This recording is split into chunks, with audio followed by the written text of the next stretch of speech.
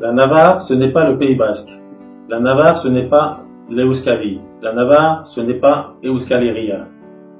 La Navarre a été l'un des plus anciens royaumes chrétiens en Europe et aujourd'hui c'est une région autonome espagnole avec ses propres lois. La Navarre a fait partie de l'Hispania romaine d'une façon pacifique et civilisée, et plus tard du royaume wisigoth. La Navarre a participé activement dans la reconquête chrétienne au Moyen-Âge. Le roi Sancho VII, dit le Fort, et la bataille de las Navas de Tolosa en 1212 sont inséparables. Sous le roi Thibaut Ier en 1234, il a été établi un régime de liberté avec un parlement représentatif, des tribunaux de justice et un roi avec des pouvoirs limités et fiscalisés. De cette expérience de liberté, des lois particulières ont été établies.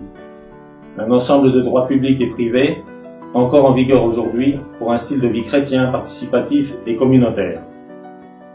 La Navarre intègre pleinement l'Espagne en 1512.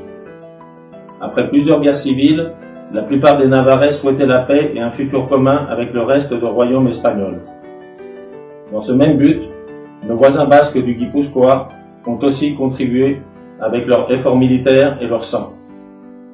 Une petite et chère part de la Navarre, Outreport ou Basse-Navarre, a été incorporée à la France peu après, tout en gardant des liens étroits, humains et culturels entre les deux. En Navarre, il y a eu toujours des gens d'origines diverses qui s'exprimaient dans des langues différentes. D'abord libère, celte, latin proto-basque et gothique, plus tard roman, navarrais, castillon, hébreu, arabe ou occitan. De nos jours, tous les Navarrais nous parlons l'espagnol et seulement une minorité le basque unifié. Depuis la fin du XIXe siècle, une idéologie xénophobe et excluante a pris racine au Pays basque, en Navarre et exceptionnellement entre quelques Basques vivant en France.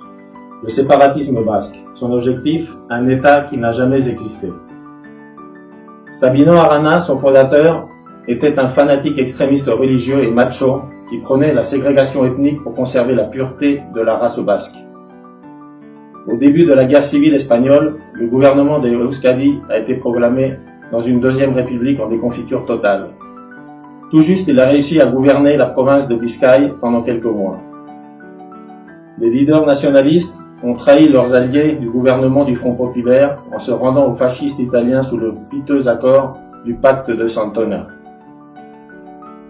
Le séparatisme basque est basé sur une supposée exception raciale, des différences culturelles exagérées pour se différencier de leurs voisins et sur une langue unifiée qui a éliminé les 7 variétés préexistantes de la langue basque. Leur fanatisme leur a mené à la réinvention d'un certain paganisme dans leur rejet du catholicisme, le considérant une religion étrangère. Mais c'est le communisme qui a le plus nourri le terrorisme de l'ETA, l'un des groupes criminels le plus meurtriers dans l'Europe de nos jours. Encore aujourd'hui, plus de 300 assassinats sur un total de 829 n'ont pas été résolus.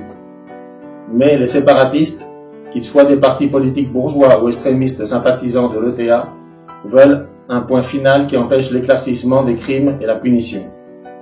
Avec les bénéfices de la tolérance et les structures quasi fédérales du faible régime espagnol actuel, les séparatistes persistent dans leur offensive idéologique, politique et violente dans la rue.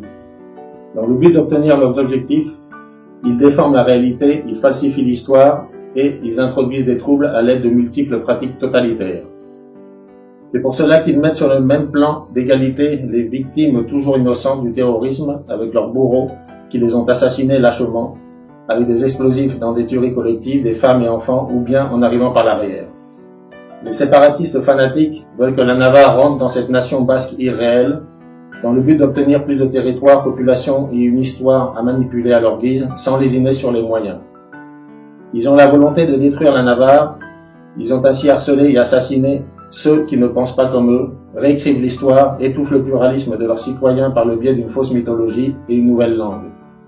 Le séparatisme basque est mensonge, falsification et xénophobie. Pour s'exprimer et s'imposer, il a toujours recours à la violence. Là où il prend le pouvoir, il impose la ségrégation linguistique et sociale et la loi du silence. Le futur de l'Europe se décide aussi dans cette Navarre de liberté, celle des racines hispaniques avec appartenance espagnole et vocation européenne. Pour tout cela, la Navarre résiste.